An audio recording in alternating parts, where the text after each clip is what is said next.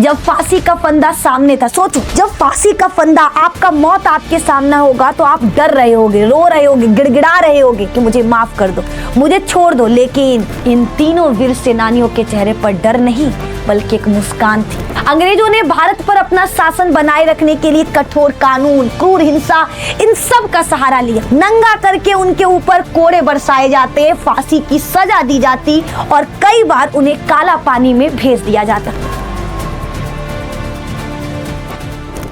15 अगस्त, इस दिन आतिशबाजी होगी, तिरंगे लहराए जाएंगे। लेकिन एक सवाल, क्या हम सिर्फ आजादी का जश्न मना रहे या उसके लिए दिए गए बलिदानों को भी याद कर रहे? आज हम बात करने वाले हैं उन वीरों की जिनकी वजह से हम आजाद भारत में खुली सांस ले पा रहे हैं। उन लोगों की जिन्होंने अपने सपनों से पहले देश को चुना, जिन्होंने हंसते हंसते अपने प्राण तक दे दिए ताकि आने वाली हमारी पीढ़ियां गुलाम नहीं बल्कि आजाद कही जाए, वो आजादी से जी सके।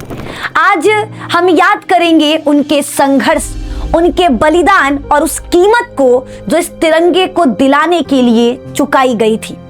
हर साल पूरे देश में गर्व के साथ स्वतंत्रता दिवस मनाया जाता है, लेकिन क्या हमने कभी भी सोचा, कभी भी हमारे जहन में ख्याल आया कि जब हम 15 अगस्त को खुशियों से मिठाई खा रहे होते तब इस दिन को मनाने के लिए, लाने के लिए हमारे पूर्वजों ने क्या क्या सहा होगा? हर तिरंगे के पीछे लाखों कुर्बानियां, अनकही कहानियां छिपी होती हैं।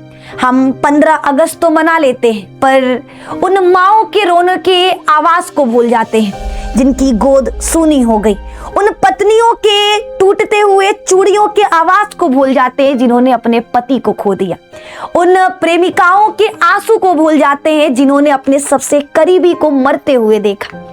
अंग्रेजों ने भारत पर अपना शासन बनाए रखने के लिए हिंसा का हर हद पार कर दिया। उन्होंने क्या क्या नहीं किया, लेकिन क्या हम जान पाए, कभी जानने की कोशिश की कि हमारे पूर्वजों ने आखिर ये आजादी हमें कैसे दिलाई? नहीं, आज हम बात करने वाले हैं उसी के बारे में।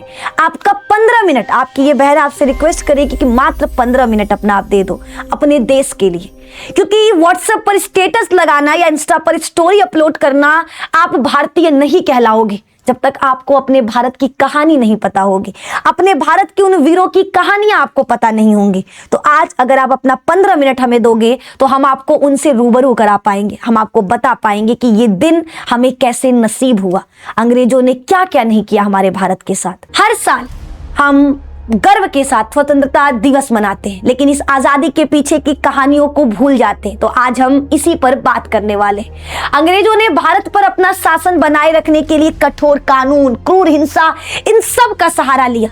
जो भी देश को आजाद कराने के लिए आवाज उठाता उसे जेल में भर दिया जाता, नंगा करके उनके ऊपर कोड़े बरसाए जाते, फांसी की सजा दी जाती और कई बार उन्हें काला पानी में भेज दिया जाता। अंग्रेजों की उन काल कोठरियों में वीरों को महीनों तक अंधेरों में रखा जाता, पीने के लिए साफ पानी नहीं मिलता, उनके शरीर पर गर्म पानी डाला जाता, उनके नंगे बदन को कीलों से ठोक दिए जाते, उनके नाखूनों को उखाड़ लिया जाता। जरा सोचिए क्या कसूर था उनका, सिर्फ इतना कि वे अपने मातृभूमि को आजाद देखना चाहते थे। इन्हीं भयानक अत्याचारों ने पूरे देश में स्वतंत्रता की उस चिंगारी को जन्म दिया जो बाद में क्रांति की ज्वाला बन गई। याद रखना, हर चीज की शुरुआत एक फैसले से होता है और यही एक चिंगारी कब आग में बदल गया और कब हमारा भारत गुलाम देश से आजाद देश बन गया, इसके पीछे लाखों कहानियां छुपी हुई हैं जिन पर हम आज बात करने वाले हैं। शुरुआत करेंगे 1857, जिसके बारे में शायद ऐसा कोई बच्चा नहीं जो नहीं जानता कि शुरुआत तो 1857 से ही हुआ था आजादी का।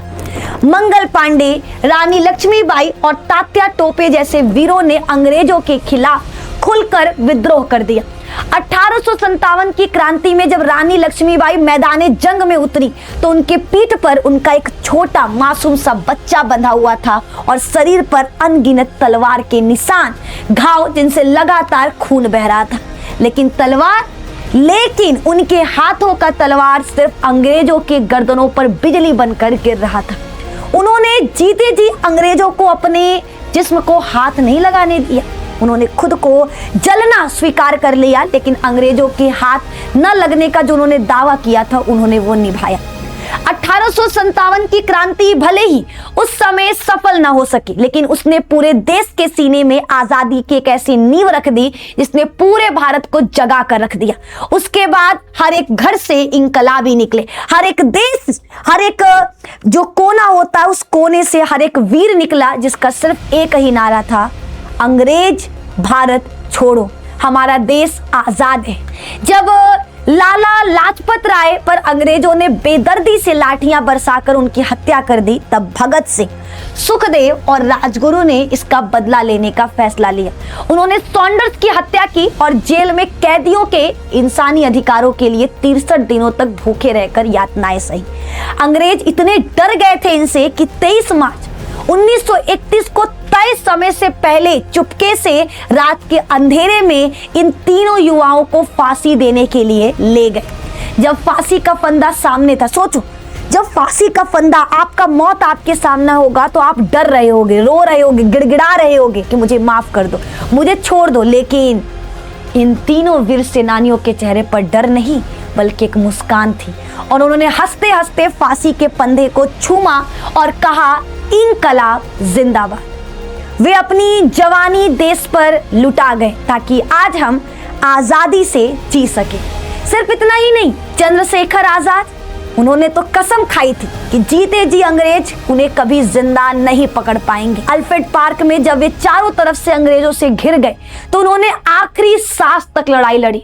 जब उनके बंदूक में सिर्फ एक गोली बची तो उन्होंने अंग्रेजों की गोली के मरने से बजाय वो आखिरी गोली खुद की कनपटी पर मार ली और हमेशा के लिए आजाद हो गए। दूसरी तरफ राम प्रसाद बिस्मिल, अशफाक उल्लाह खान, राजेंद्र लाहिड़ी और ठाकुर सिंह को काकोरी कांड के लिए फांसी की सजा सुनाई गई। फांसी से एक रात पहले बिस्मिल जी ने कहा था, सरफरोशी की तमन्ना अब हमारे दिल में है, देखना है जोर कितना बाजुए कातिल में है। ये वे लोग थे जिन्होंने कभी झुकना नहीं सीखा, केवल देश पर खुद को कुर्बान करने को चुना। जहां शरीर को तोड़ा गया, मारा गया, लेकिन याद रखना, शरीर टूटे हौसले नहीं।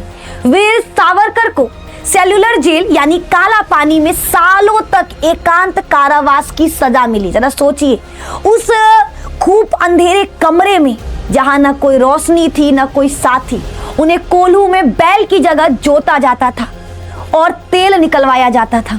अगर थक कर गिर जाते तो कोड़ों से मारा जाता था। हजारों स्वतंत्रता सेनानियों को भारी बेड़ियों में जकड़कर अमानवीय यातनाएं दी गई। अंग्रेजों का मकसद उनके हौसलों को तोड़ना था, लेकिन वे शरीर से टूटते गए। उनके देश प्रेम और मजबूत होता गया। महात्मा गांधी ने अहिंसा और सत्य को अपना हथियार बनाया और लाखों करोड़ों आम भारतीयों को एक झंडे के नीचे ला खड़ा कर दिया। वहीं दूसरी तरफ नेताजी सुभाष चंद्र बोस ने कहा, तुम मुझे खून दो, मैं तुम्हें आजादी दूंगा, और आजाद हिंद फौज का गठन करके अंग्रेजों के दिल में खौफ पैदा कर दिए। रास्ते अलग थे, विचार अलग थे, लेकिन सबका दिल एक ही बात के लिए धड़कता था, मेरा भारत आजाद होना चाहिए। उन्होंने अपनी पूरी जिंदगी देश की आजादी के लिए हमारे हवाले कर दिया। उधम सिंह, जिन्होंने जलियांवाला बाग के नरसंहार का बदला लेने के लिए 21 साल तक सब्र किया, लंदन जाकर डायर को गोली मारी। खुदीराम बोस, जिन्होंने महज 18 साल की उम्र में हाथ में भगवत गीता लेकर फांसी का फंदा चूम लिया। मातंगनी हाजरा, जिनके सीने में अंग्रेजों ने 3 गोलियां मार दी, फिर भी गिरते गिरते उन्होंने तिरंगे को जमीन पर नहीं गिरने दिया। इनके साथ लाखों किसान, महिलाएं और छोटे छोटे बच्चे इस आंदोलन का हिस्सा बने, और ऐसे हजारों गुमनाम आज भी हैं जिनका कोई इतिहास में कोई जिक्र नहीं। उन पर आज दिया जलाने वाला भी कोई नहीं बचा। हमारे शहीदों ने एक ऐसा भारत देखा था जो समानता, न्याय, शिक्षा और आपसी भाईचारा पर बना हो। आजादी का मतलब सिर्फ गोरे साहबों को भगाना नहीं था कि गोरे जितने भी अंग्रेज उनको भगा दो ना, उनका मकसद था एक ऐसा समाज बनाना जहां हर इंसान गरिमा से जी सके, हर एक इंसान आजादी से जी सके। लेकिन आज हम क्या कर रहे हैं? आज हम छोटी छोटी बातों पर एक दूसरे का खून बहा रहे, धर्म और जाति के नाम पर लड़ रहे हैं। हम भूल गए कि जब भगत सिंह, अशफाक उल्लाह खान और मंगल पांडे आजादी के लिए लड़ रहे थे, तब उन्होंने कभी एक दूसरे की जाति या धर्म नहीं पूछा था, वे सिर्फ भारतीय बनकर लड़े थे। 15 अगस्त सिर्फ एक राष्ट्रीय पर्व नहीं है, बल्कि करोड़ों कुर्बानियों की याद है।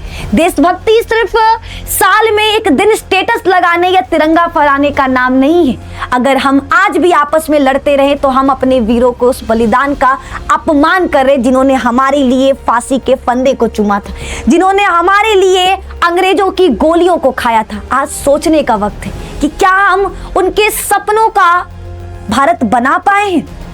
इससे पहले कि हमारा भारत नफरत की आग में जल जाए, हमें संभालना होगा। हमें उन शहीदों को याद करना होगा जिनकी वजह से आज हम आजाद हैं। कोई कहता है हिंदू खतरे में, कोई कहता है मुस्लिम खतरे में है। एक बार धर्म का चश्मा उतार कर देखो मेरे दोस्त, इंसानियत खतरे में है, हिंदुस्तान खतरे में है। जब सीमा पर देश का जवान गोली खाता है ना, तो उसके शरीर से बहने वाला खून सिर्फ लाल होता है, उस पर हिंदू या मुस्लिम नहीं लिखा होता। आइए इस 15 अगस्त पर हम कसम खाएं, हम नफरत को हराएंगे, एकजुट रहेंगे और अपने शहीदों के सपने वाला भारत को बनाएंगे। आप सभी से बस छोटा सा रिक्वेस्ट है, 15 अगस्त सिर्फ लड्डू खाने और तिरंगा फहराने का दिन नहीं है, ये उन वीर सेनानियों को याद करने का दिन है जिनके वजह से हमें आज़ाद भारत मिला। आप कमेंट में ज़रूर लिखिएगा उनके बारे में। ऐसे कई सारे वीर सेनानियां हैं जिनका नाम तक हमें नहीं पता, लेकिन उन्होंने एक बार नहीं सोचा कि आने वाली पीढ़ी उनको याद रखेगी कि नहीं। उन्होंने सिर्फ इतना सोचा, आने वाली पीढ़ी आज़ाद होनी चाहिए। तो अगर आप खुद को भारतीय कहते हो, खुद को हिंदुस्तानी कहते हो, तो हिंदू मुस्लिम जाति आज ये देखकर नहीं, आज वीर सेनानियों को देखकर, उनके बलिदान को देखकर आपको इस वीडियो को शेयर करना है, लाइक करना है और प्यारा सा कमेंट हमारे भारत के लिए लिखना है कि क्या हम वो भारत बना पाएंगे जो भारत वीर सेनानियों ने देखा था, इन देशभक्तों ने देखा था। तो आप लोगों के कमेंट का इंतजार रहेगा। मिलते हैं बहुत जल्दी ऐसे ही प्यारे से खूबसूरत वीडियो के साथ। वीडियो कैसा लगा कमेंट में जरूर बताइएगा, आपके कमेंट का इंतजार रहेगा। और एक बार फिर से आप सभी को 15 अगस्त की ढेर सारी शुभकामनाएं। खूब आगे बढ़ो, लेकिन अपने देश के लिए जो कर गुजरने की इच्छा है, हौसला है, उसको बनाए रखिए। इस वीडियो में सिर्फ इतना ही। जय हिंद, जय भारत, बहुत बहुत धन्यवाद।